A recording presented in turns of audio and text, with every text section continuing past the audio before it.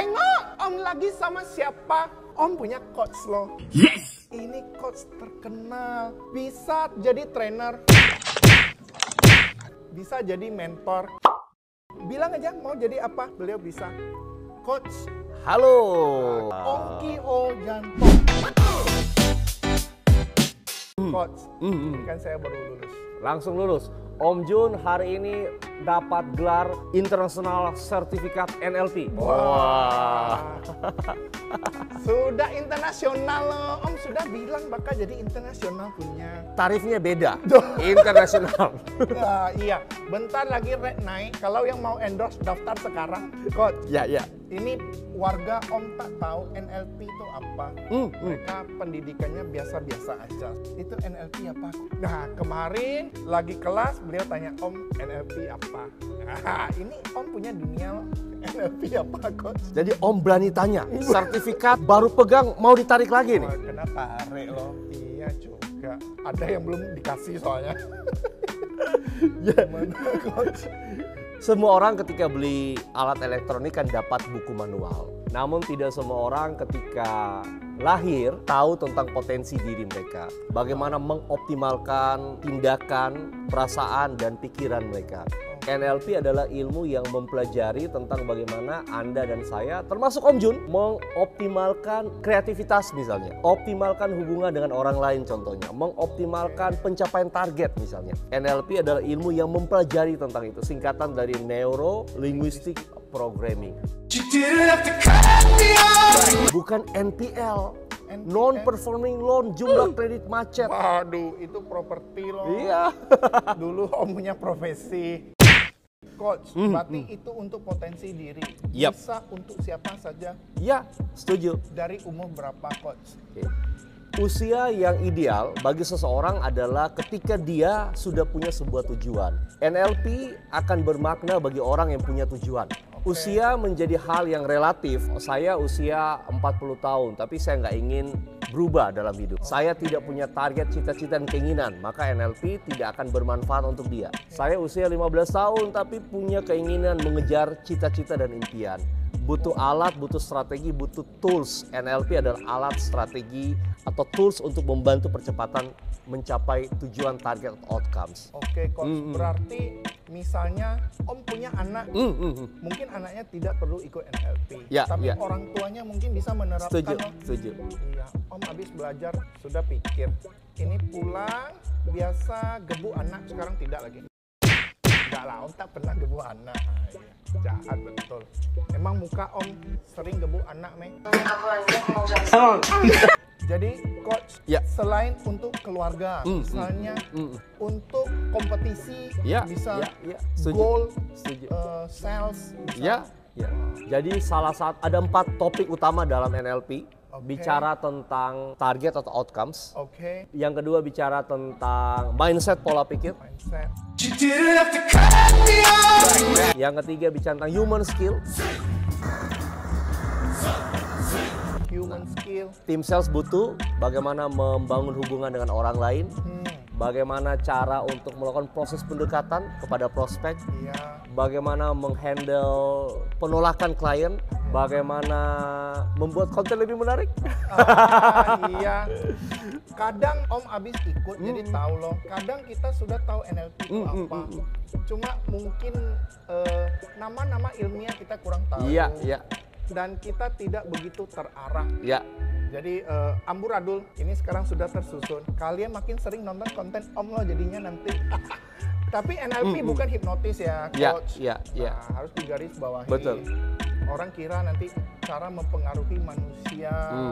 Terus yang para praktek hipnotis merasa tertantang habis nonton video ini. Tatap mata saya. Tambah angin. Bukan, kalian punya jatah makan kami tak ambil. Ini NLP, beda. Coach, kalau ngomongin sales, goal, outcome itu goal.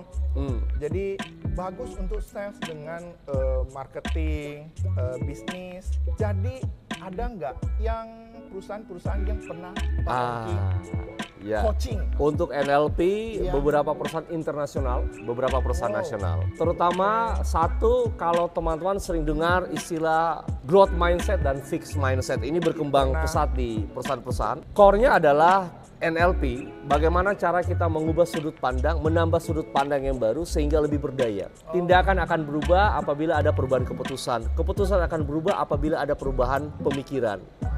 Jadi ketika teman-teman ingin staf, karyawan Anda, sales Anda yang tadinya masuk pada zona nyaman berubah pola pikirnya, NLP salah satu metode atau tools. Misalnya perusahaan insurance, Oke. multi level, atau beberapa perusahaan yang lain yang syarat akan target. Tentu membutuhkan dua. Satu adalah teknik membuat WFO atau well formed outcomes. Lalu yang kedua punya pola pikir yang bisa membantu mereka believe atau yakin atau percaya dengan target tersebut. Nah, kalau bisa ditambah satu human skill, bagaimana berhubungan dengan orang, membuat orang nyaman, bagaimana cara seperti yang saya sampaikan tadi mengatasi keberatan orang. Nah, ini kita pelajari dari NLP. Berarti ini beda loh sama motivasi. Seminar motivasi beda. Kalau motivasi mungkin mindset. Ya. Kalau ini sampai mempelajari manusianya. Makanya perusahaan-perusahaan coach pernah tangani. Ya. Seperti yang sudah kalian kenal besar-besar macam Astra, betul ya coach? Salah satu anak perusahaannya.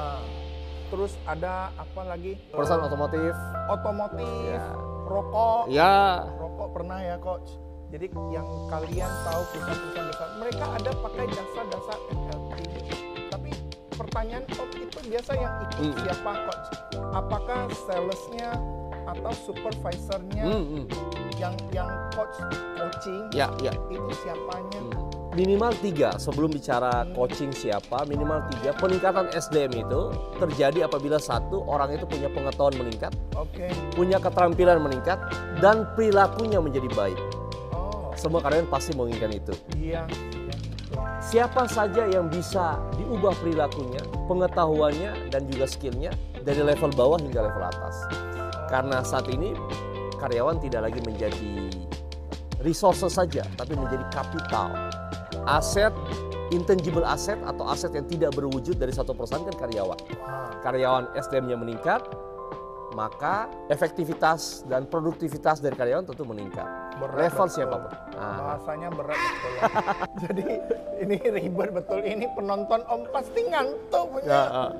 Jadi dari semua peningkatan SDM segala macam baru bisa tahu hasilnya kayak gini. Iya.